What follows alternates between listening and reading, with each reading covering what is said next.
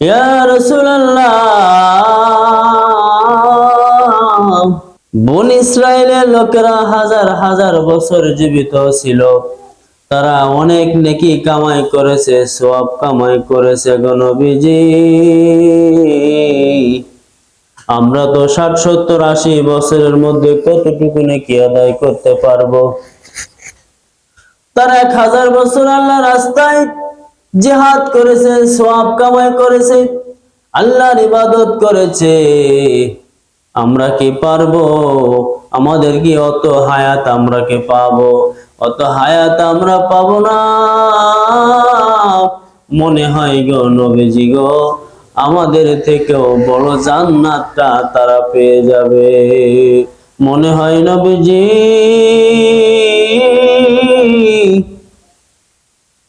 বেশি বেশি সওয়াব কামাই করেছে, হয়তো তারা বড় জান্নাতটা পেয়ে যাবে গো নবীজি। আমাদের অল্প সময়ে কি বা সওয়াব কামাই করতে পারবো গো নবীজি? আমাদের হায়াত অল্প, জিন্দেগিতে কি করার? তৎক্ষণাৎ জিবরাইলের মাধ্যমে আল্লাহ পাক খবর পাঠাইলেন যে নবী, আপনার উম্মতের জন্য আল্লাহ এমন কিছু সময় ব্যবস্থা করেছে, এমন কিছু ক্ষণ ব্যবস্থা করেছে, এমন কিছু মাস নির্ধারণ করেছে যে অন্য নবী রাসূলের ছিল না, অন্য নবী রাসূল তাদের পায় নাই। শত শত বছর ইবাদত করলে যে সওয়াব হয়, এই শেষ নবীর উম্মতের আল্লাহ পাক এমন একটা রাত দিয়ে দিল, এমন একটা মাস দেয়া দিল, এমন একটা সময় দেয়া দিল গো, শত শত বছর ইবাদত করলে যে সওয়াব হবে। এক রাত যদি নিসফুল লাইল বলা হয়েছে হাদিসে, রাতের কিছু অংশ যদি ইবাদত করে, শত শত বছর ইবাদত করলে যে সওয়াব হবে গো। এই শেষ নবীর উম্মত যদি সবে কদর, সবে বরাত, সবে কদরের মতো রাতে ইবাদত করতে পারে গো, অল্প রাত যদি হয়, শত শত ইবাদত, শত শত রাত জেগে ইবাদত করলে যে সওয়াব হয়, এই শেষ নবীর উম্মতের আল্লাহ পাক একটা রাত ইবাদত করলে তার সেও বেশি সওয়াব দান করে, বলি সুবহানাল্লাহ। আল্লাহ পাকের দরবারে লাখ কোটি সুজুদ যে আল্লাহ পাক আমাদেরকে দিজনি মজলিসে মাহে রমজান সামনে করে বসার মতো সুযোগ করে দিয়েছেন, দ্বীনি কথাবার্তা শোনার এবং বলার সুযোগ করে দিয়েছেন। এই জন্য সে মহান রবের দরবারে শুকরিয়া আদায় করে বলি আলহামদুলিল্লাহ। ফাজকুরুনি আযকুরুকুম ওয়াশকুরুলি ওয়ালা তাকফুরুন। আল্লাহ যে আমাদেরকে নিয়ামত দান করেছে, এই জন্য সেই মহান রবের দরবারে শুকরিয়া আদায় করতে হবে। এই কুদরত, এই ফজিলত কিন্তু পূর্বে ছিল না, আমাদেরকে আল্লাহ পাক ভালোবেসে মহব্বত করে দান করেছে। মাহে রমজান মাস, সবে কদর, সবে বরাত, জুমার দিন, এই বিভিন্ন ফজিলতের সময়গুলো কিন্তু অন্য নবী রাসূলের ছিল না। এই নবী রাসূলকে আল্লাহ পাক উপহার হিসেবে দান করেছে।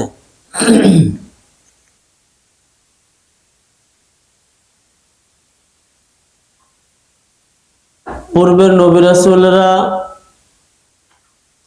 এই নিয়ামতগুলো পায় নাই, তার উম্মতরা এসব নিয়ামতগুলো পায় নাই। আল্লাহ পাক শেষ নবীর উম্মতেরকে কেন দিল সে বিষয়ে ইনশাআল্লাহ আমরা বিস্তারিত আলোচনা শুনব। মাহে রমজান মাস কেন আগে ছিল না? সবে কদর একটা গুরুত্বপূর্ণ রাত, এই রাত কেন আগে ছিল না? সবে বরাত ফজিলতপূর্ণ একটা রাত, এটা কেন ছিল না? জুমার দিন, শুক্রবার ফজিলতের দিন কেন আগে ছিল না? কি জন্যই বা আল্লাহ আমাদেরকে দান করলো? মাহে রমজান মাস একটা মাস রোজা রাখে, বান্দাবান্দিরা রোজা রাখার পরে কি অবস্থান তৈরি হয়, আর এতে আল্লাহ কত খুশি হয়, ইনশাআল্লাহ ধীরে ধীরে আলোচনার দিকে যাব। তো এই শেষ নবীর উম্মতদেরকে আল্লাহ পাক কেন এগুলা দিলেন, কি জন্য এগুলা দান করলেন যা অন্য নবী রাসূলের ছিল না, এই নবী রাসূলকে আল্লাহ কেন দান করলেন, এটা আমরা শুনতে পারবো ইনশাআল্লাহ।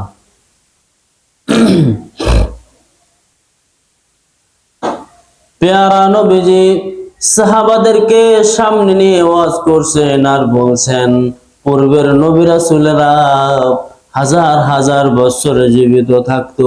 নবীজি আমার সাহাবাদেরকে সামনে নিয়ে ওয়াজ করতেছেন আর বললেন, এক ব্যক্তি 1000 বছর আল্লাহর রাস্তায় জিহাদ করেছে, আর 1000 বছর এক ব্যক্তি আল্লাহর রাস্তায় দান সদকা করেছে।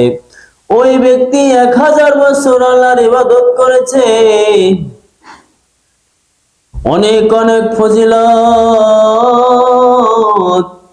বর্ণনা করছিলেন নবীজি আমার সরকারে দো জাহান। যখন বন ইসরাইলের এই লোকের ফজিলত বর্ণনা করছিলেন, হাজার হাজার বছর জীবিত ছিল, হাজার হাজার নেকি কামাই করেছে, শত শত ইবাদত করেছে, সময় দিয়েছে, ইবাদত করার সময় পেয়েছে। যে ব্যক্তি 1000 বছর আল্লাহর রাস্তায় ইবাদত করতে পারে, জিহাদ করতে পারে, আল্লাহর হুকুমগুলো মেনে চলতে পারে, তার কপাল কতই না ভালো। নবীজি আমার এই বনী ইসরাইলের এই লোকটার কথা বর্ণনা করছিলেন, এমন সময় এক সাহাবী দাঁড়িয়ে গিয়ে প্রশ্ন করলেন, নবীজি আমরা তো কয়েকদিন সময় পাই, 60 70 63 বছর, 50 বছর, 80 বছর, মতান্তর খুব জোর হইলে 100 বছরের উপরে না। ইয়া রাসূলুল্লাহ,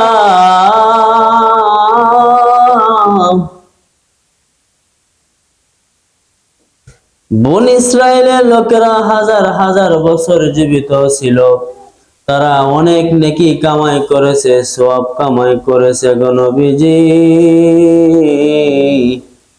আমরা তো 60 70 80 বছরের মধ্যে কতটুকু নেকি আদায় করতে পারবো? তারা 1000 বছর আল্লাহর রাস্তায় জিহাদ করেছে, সওয়াব কামাই করেছে, আল্লাহর ইবাদত করেছে, আমরা কি পারবো? আমাদের কি অত হায়াত আমরা কি পাবো? অত হায়াত আমরা পাবো না। মনে হয় গো নবীজি গো, আমাদের থেকেও বড় জান্নাতটা তারা পেয়ে যাবে। মনে হয় নবীজি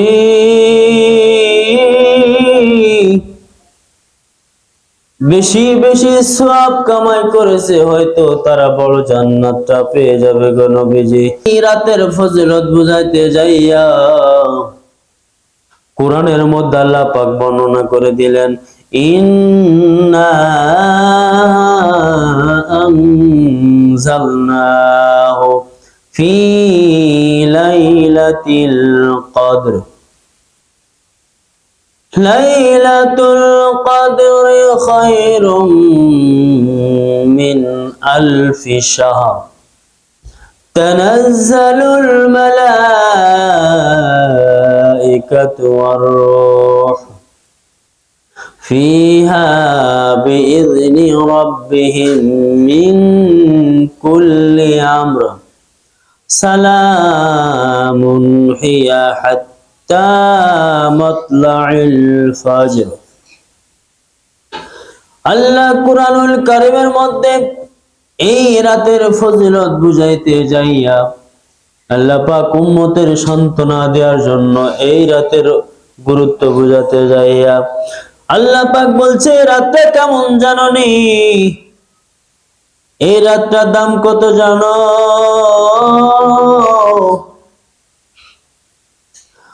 ওমা আদরাকা মা লাইলাতুল কদর, ইন্না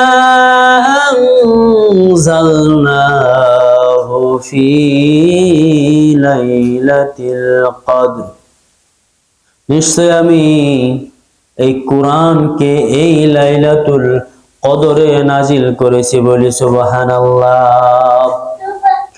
ওমা আদরাকা মা লাইলাতুল কদর, আমার আল্লাহ আমার নবীজিকে আবার প্রশ্ন করলে, গো নবীজি আপনি কি জানেন লাইলাতুল কদর কি জিনিস?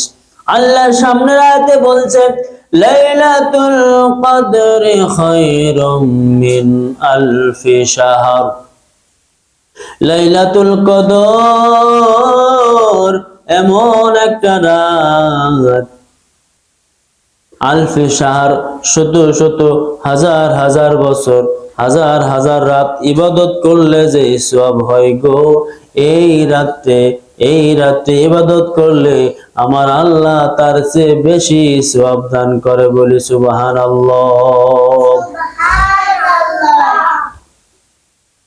এই লাইলাতুল কদর রাতে ফেরেশতারা ফজর পর্যন্ত সারা রাত যারা ইবাদত করবে তাদের জন্য মাগফিরাত করে, তাদের জন্য দোয়া করে। এই ফেরেশতারা সারা রাত জেগে জেগে বান্দাদের সাথে তাদের মাগফিরাত কামনা করে, আল্লাহর কাছে তারা ক্ষমা চায়, আল্লাহর কাছে আবেদন করে, ওগো আল্লাহ তোমার বান্দা ইবাদত করে, তোমার বান্দা ক্ষমা চায়, তোমার বান্দা রহমত চায়, আল্লাহ গো তুমি এই বান্দাদেরকে ক্ষমা করে দাও, এই বান্দাদের গুনাহগুলো মাফ করে দাও, বলে সুবহানাল্লাহ।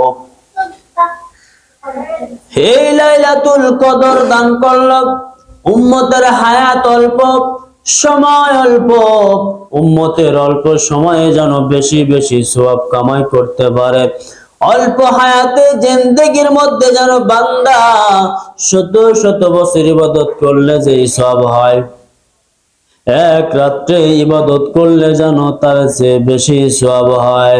এই জন্য আল্লাহ কিছু বিশেষ রাত দিন সময় এই নবীর উম্মতের জন্য দান করেছে, বলি সুবহানাল্লাহ।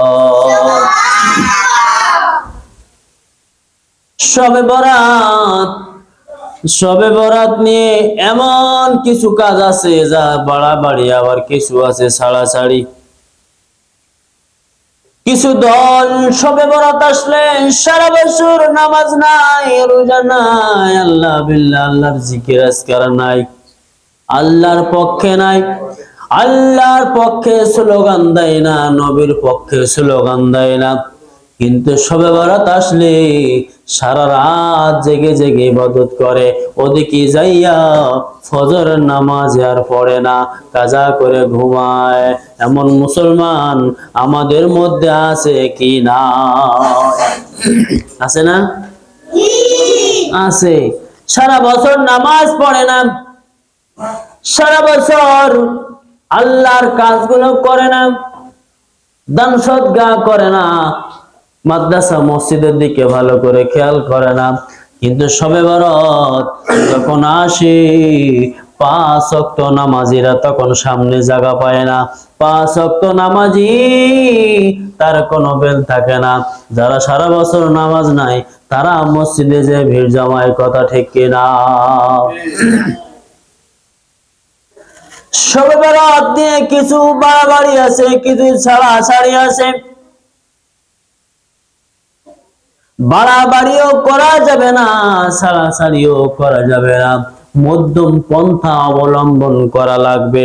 আগের জামানায় ছোট্ট যখন ছিলাম তখন দেখেছি শবে বরাত আসলে রুটি বানাইতো, খিচুড়ি পাক করতো, একে অপরের বাড়ি দিয়া নিয়া করতো, রুটি বানাইয়া এরপরে হালুয়া বানাইয়া এই শবে বরাতের দিনে একে অপরের বাড়ি লেনদেন করতো, খিচুড়ি পাকাইয়া বিশাল বিশাল হাঁড়ি দিয়া খিচুড়ি পাকাইয়া সবাই খানা দানায় ব্যস্ত থাকতো, গরুর গোশ আনতো, জম্মের খাওয়া খাইতো, মনে করতো সবে বরাত আজকে তো রুজি বন্টন হবে, আজকে যদি ভালো না খায় তাহলে সারা বছর ভালো খানা হবে না। এই নিয়ত করে, এই বিশ্বাস করে তারা সবে বরাতে খুব খানা খায়, নামাজ কালামের ধার ধারে না। এই সবে বরাত আসলে গরুর গোশ, বিরিয়ানি, পোলাও খানা খাওয়ানো ব্যস্ত হয়ে যায়।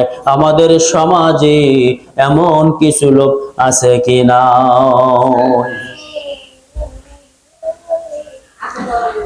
সবে বরাত আসলে সারা রাত নামাজ পড়ে, নামাজ পড়তে পড়তে ফজরের খবর থাকে না, জোহরের খবর থাকে না।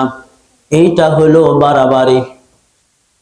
এই মসজিদে নামাজ পড়ে, ওই মসজিদে যায়, যে ওই মসজিদে যায় জিলাপি দেয় কিনা দেয়, যেখানে খাওয়া যায় সেখানে যায়, সারা রাত জেগে জেগে এক মসজিদ থেকে আর এক মসজিদে যায়, খাওয়ার জন্য যায়, ইবাদতের জন্য যায় না।